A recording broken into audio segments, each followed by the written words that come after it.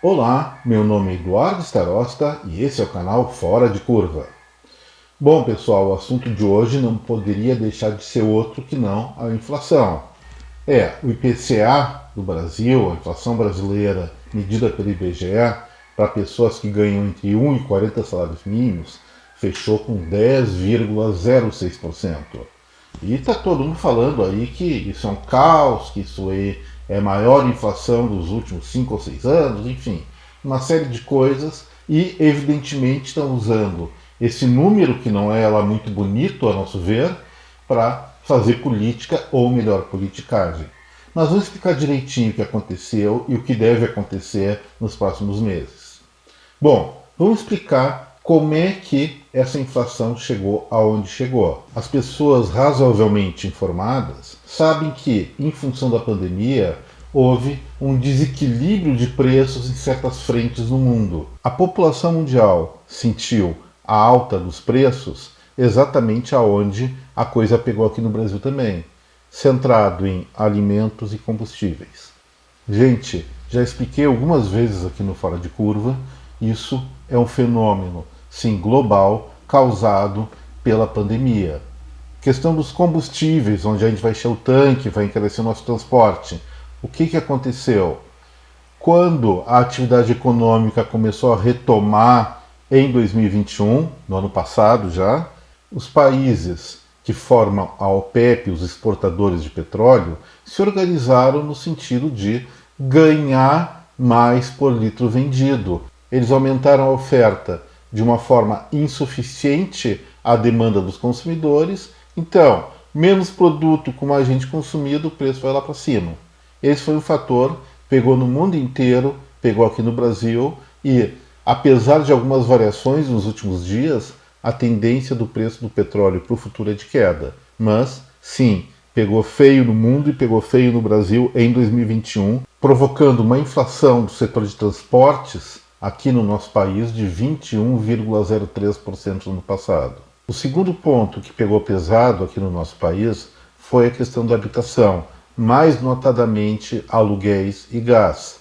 A correção dos aluguéis ocorre por um outro índice de preços, que é da Fundação Getúlio Vargas, é o IGPM, que compõe preços ao consumidor e preços por atacado também. Por atacado é aquilo que se compra muito, em grandes quantidades. E nessas grandes quantidades, evidentemente, entram os produtos importados. E nós sabemos que no ano de 2021 o dólar teve uma valorização de 4,73%, até não é tanto em relação à inflação que nós temos, mas herdou também a influência de 2020, quando a alta foi de 30,7%. E essas altas da moeda estrangeira, o enfraquecimento do real frente às moedas internacionais, ocorreu justamente em função das nossas crises políticas internas, que geram insegurança em relação a quem põe dinheiro lá fora do Brasil e também a quem compra moeda estrangeira aqui como reserva de valor, como economia, como poupança, para não ser surpreendido por um eventual revés da nossa moeda ao real em função exatamente dessa bagunça política. Então, aluguéis está explicado, tem a influência internacional. Já o setor de alimentação e bebidas, uma alta de 7,94%, abaixo e, portanto, da inflação geral de 10,06%, mas não dá para negar que foi bem acima do que nós estamos acostumados. E o Brasil, grande produtor de alimentos. O que aconteceu? Primeira coisa, muitos produtos alimentícios são regrados pelo mercado internacional. E o mundo estava com essas cadeias produtivas completamente amalucadas e, entrando nesse ponto, também teve uma crise de transporte naval que encareceu um monte em função de muitos navios estarem parados em manutenção e também por efeito especulativo. Então, essa inflação internacional dos alimentos, sim, pegou aqui no Brasil de maneira bastante contundente. E além disso, nós temos que lembrar também que nos meses do ano passado, mais segundo semestre, nosso país viveu uma grande estiagem, especialmente nas regiões sul-sudeste, onde frustrou várias safras, especialmente daquilo que a gente mais consome, que são os hortifrutigranjeiros.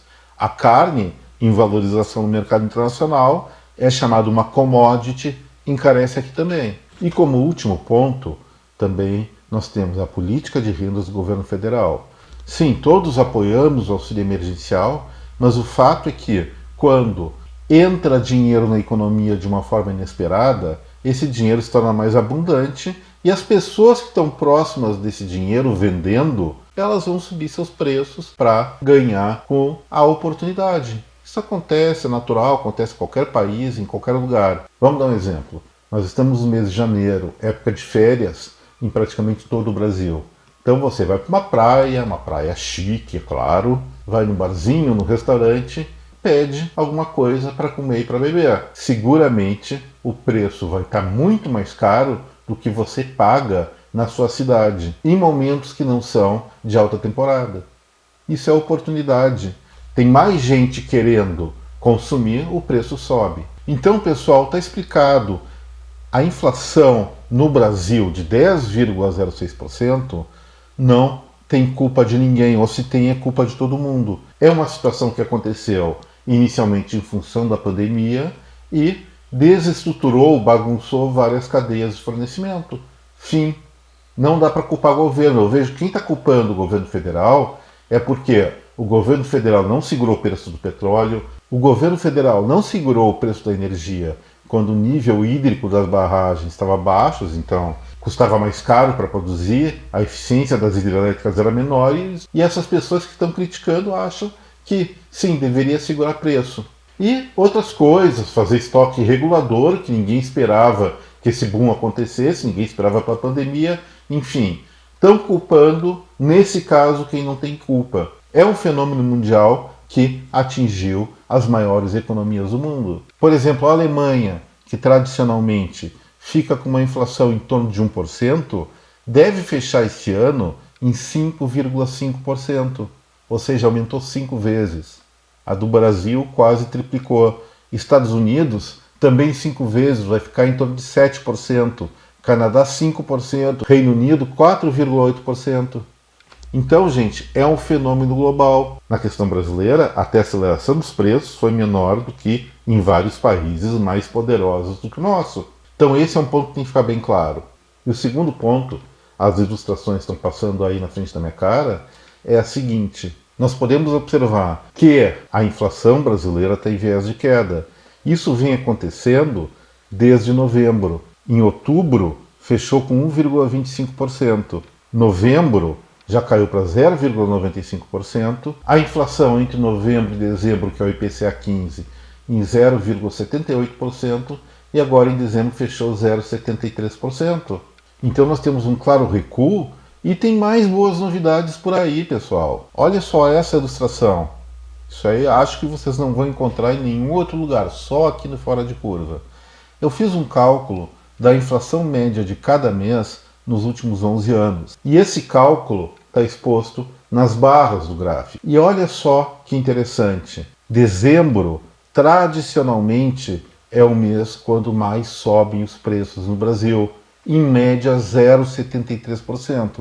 Por que isso ocorre? É óbvio, as pessoas vão às compras, tem Natal, tem final de ano, vão comprar mais comida para fazer a ceia, vão comprar mais bebida até para a virada do ano, vão adquirir presentes para todo mundo, os preços sobem, é natural. E a boa novidade é a seguinte, olha só, desde maio, os preços brasileiros de 2021 estavam bem acima da média dos últimos 11 anos. Como nós falamos, a inflação vem caindo em novembro e dezembro, e já em dezembro, olha que legal, a inflação do mês passado chegou ao mesmo patamar da média dos últimos 11 anos. Isso simplesmente pode estar significando, para afirmar isso temos que esperar mais um tempinho, mais uns 2 ou 3 meses, que o ciclo inflacionário provocado pela pandemia e suas consequências está chegando ao fim no Brasil.